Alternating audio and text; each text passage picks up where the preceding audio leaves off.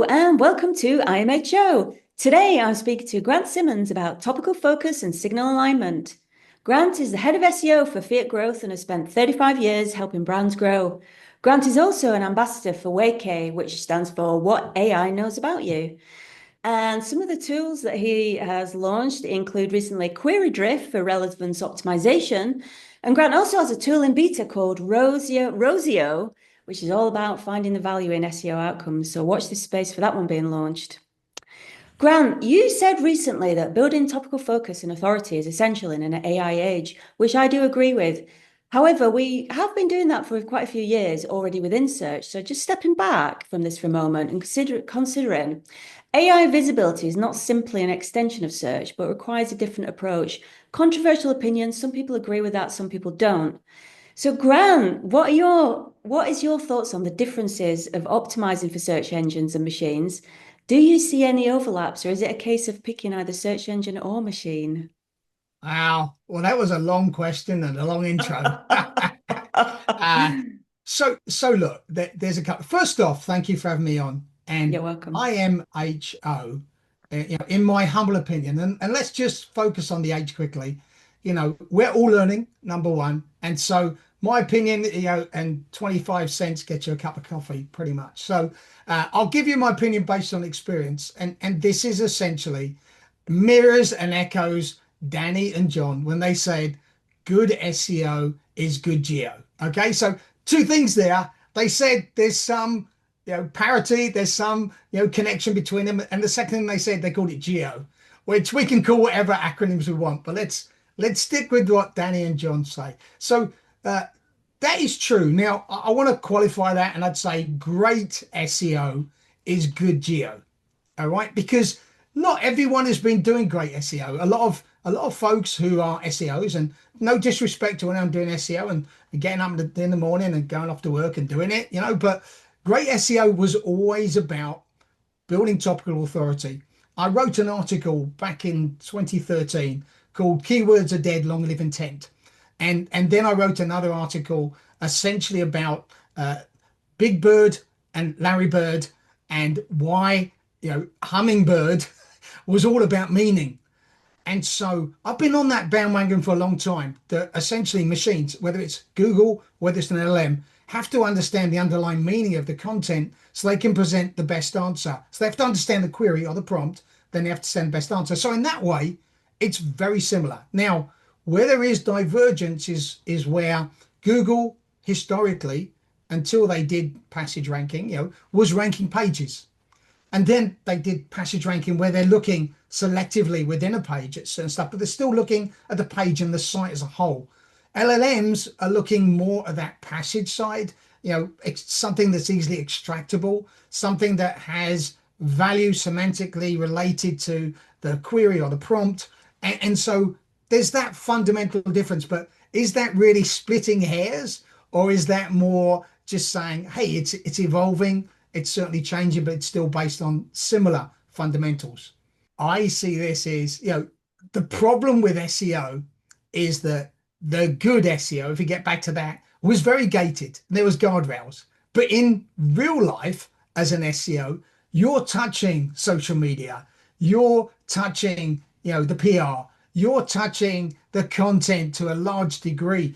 And that whole holistic approach to SEO is really what great SEO is about. Understanding the users, doing the ICP research, not just looking at, this is a 23-year-old from Wigan, it's more like, this is the intent persona. And that's how I positioned it. I mean, I've been doing this a long time. And so intent personas, I introduced maybe 12 years ago, 14 years ago, the whole idea of we want to define how people are searching, what they're searching for, and then connect them to whatever surface, to your point, they're looking on, connect them to actually our content, our brand. And if we start to say that, the difference, one of the big differences in LMs is having brand awareness, brand visibility, brand consistency, sure. But we were doing that in great SEO. We were trying to make sure the messaging was great across all channels. And so, yeah, it might be very similar to great SEO, in my humble opinion. IMHO. But I think in the scheme of things, yeah, if you weren't doing that, then there is a major shift. And the other thing about this major shift, and this was my little controversial bit, but GEO. GEO, okay, it's a phrase. It's somewhat confusing. I get it, but GEO is the way of explaining in the same way SEO isn't optimizing engines. GEO isn't optimizing LLMs, but you're optimizing for it. And the idea that as a marketer, I can't market myself as a GEO expert because I'm a great SEO guy. Sorry, humbly, I'm a great SEO guy. That to me is, was definitely some folks online saying, geo's just snake oil salesman, it's really just SEO. And then there's the other side that's saying it's completely different, it's not SEO. So, my way of looking at it is we're marketers. We should make sure, not just from a standpoint of what we do in SEO and GEO for our clients, which is connecting a need and intent to actually the product or service that satisfies that intent, which could be content. We're also doing the same in our own marketing.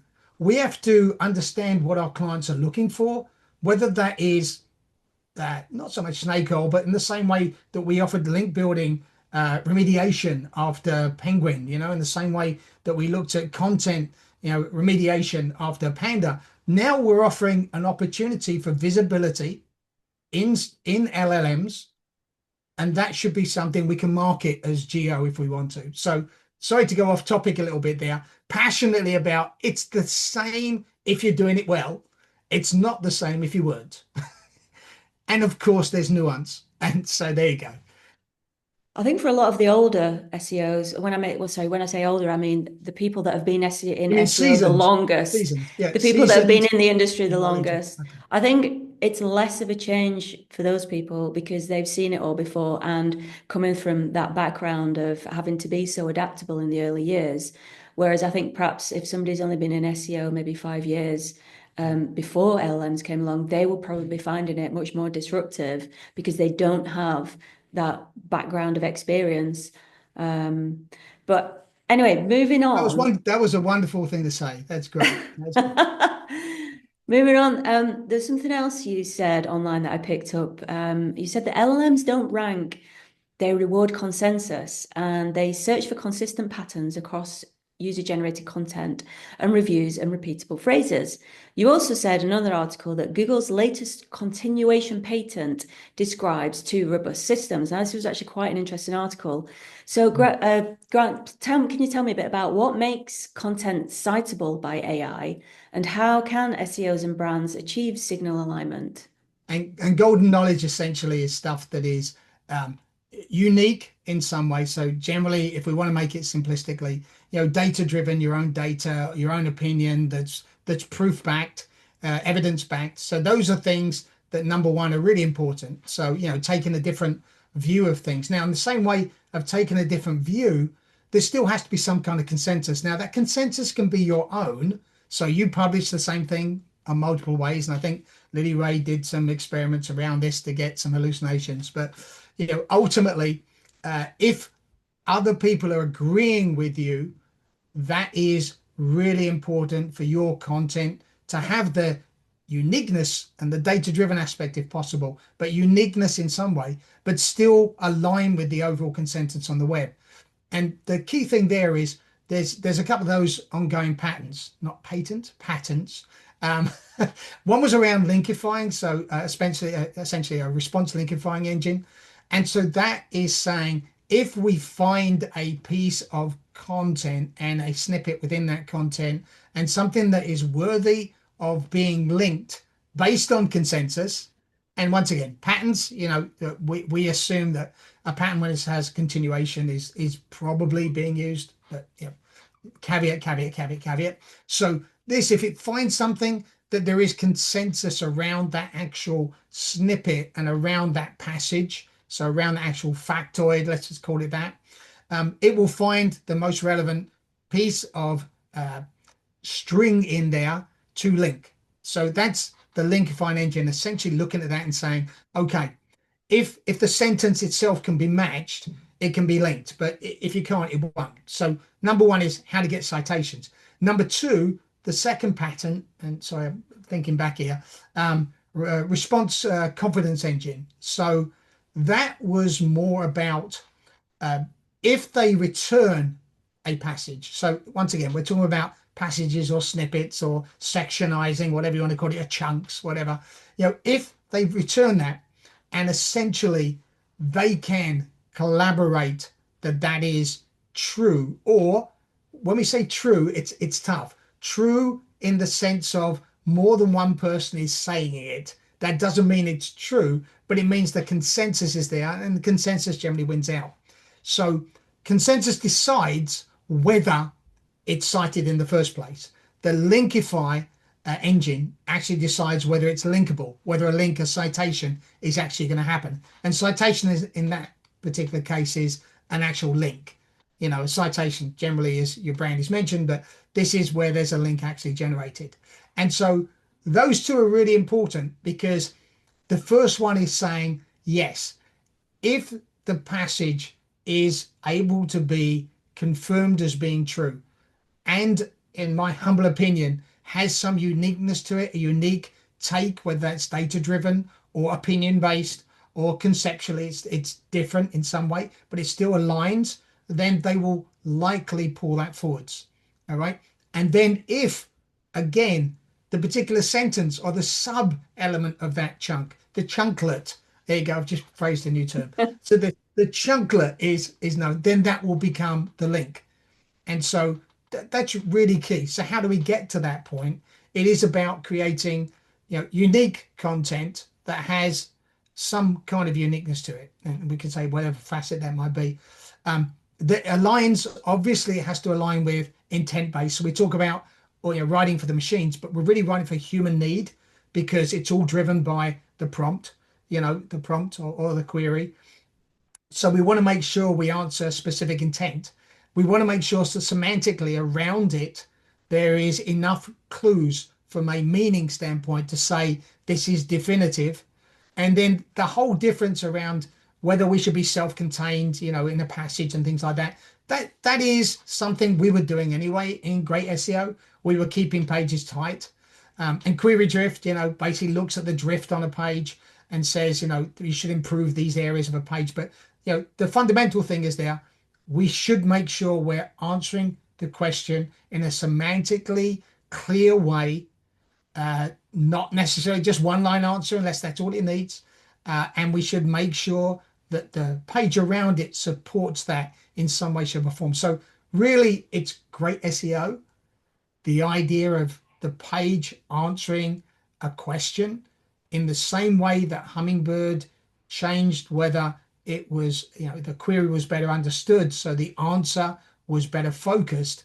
I still think we've moved so far on from one keyword for one page, like 15 years ago, that we've already set ourselves up for LLMs if we've done it right and if we're providing something unique. So a long answer, but hopefully that answers that question. And it's a lot more in depth than that, but that's fundamentals. Just coming back to topical authority. Yeah. So looking at the page now, talk to me about what do you think are the biggest mistakes that SEOs and publishers make with the topical diversification on pages? Easy for you to say. Okay. So there's a couple of things. First off is trying to be everything to everyone.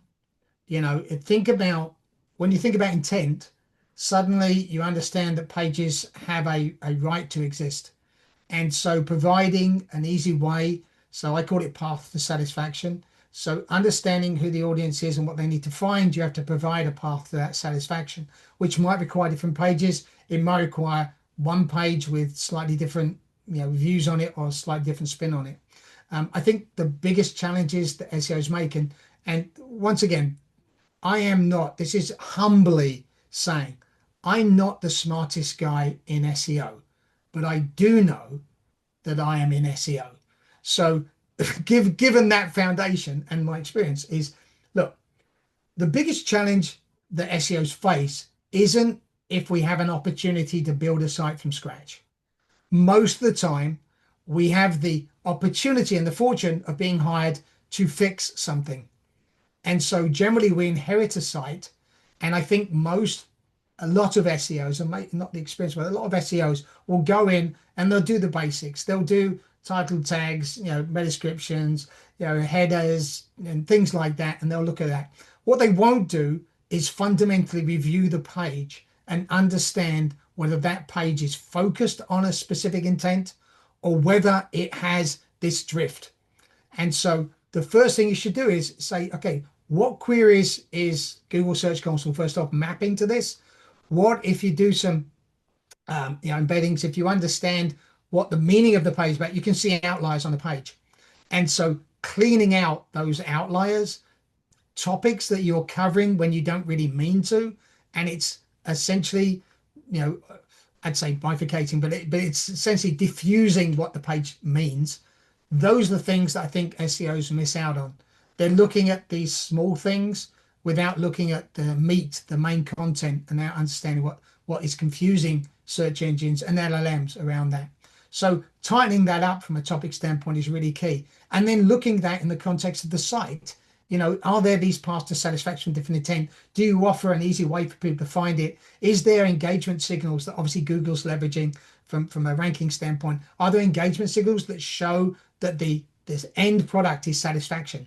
So there's a lot of those things that I think SEOs, generally get into the tactical stuff without necessarily looking at the overall strategy around ICPs, ideal customer profiles, and intent-based profiles, and how we can satisfy that in a way that's meaningful. It's easy for users to navigate, brilliant for search engines to navigate, and great for LLMs to be able to pull out stuff because they know, based on what the page is about, what the main focus and what the main passage might be about to answer the questions.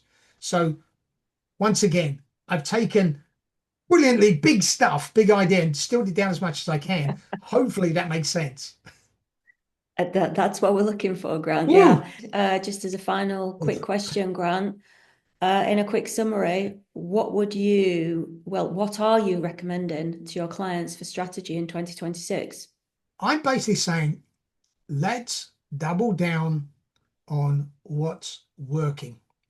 LLM traffic is so small today that optimizing for LLMs is important for the future, but not for today's metrics. So I'm essentially saying, let's improve our SEO. Let's get to that great SEO level. And as we're doing that, we are incorporating the elements that will help you show up, for GEO, that will help you show up, to your point, on these other surfaces. And so I'm really doubling down on great content, topical authority, uniqueness, data-driven approaches, citations, digital PR, getting content so good that LLMs can't ignore you, Google can't ignore you, and publications can't ignore you. And so that's what I'm after. Quoting the famous Steve Martin there to end. Thank you very much, Grant. I think we will draw to a close there. And yeah, great to hear Thank you, Shelley. great to hear your humble opinion. Grant, please tell everybody, where can they find you online? Where's the best place to connect with you? Best place is LinkedIn. You can find me, Simonet. You can get me also on Twitter, Simonet as well. And always up for a conversation and interesting conversations, interesting projects. Cheers. Fantastic. And I hope to see you at Brighton SEO coming up in a few months, Grant. So for everybody else, please subscribe to IMHO if you haven't already. Why not? Keep up to date with all the best interviews that I've got with the best minds in SEO. And thank you for listening. So thank you, Grant, for being my IMHO. And thank you, everybody. Cheers.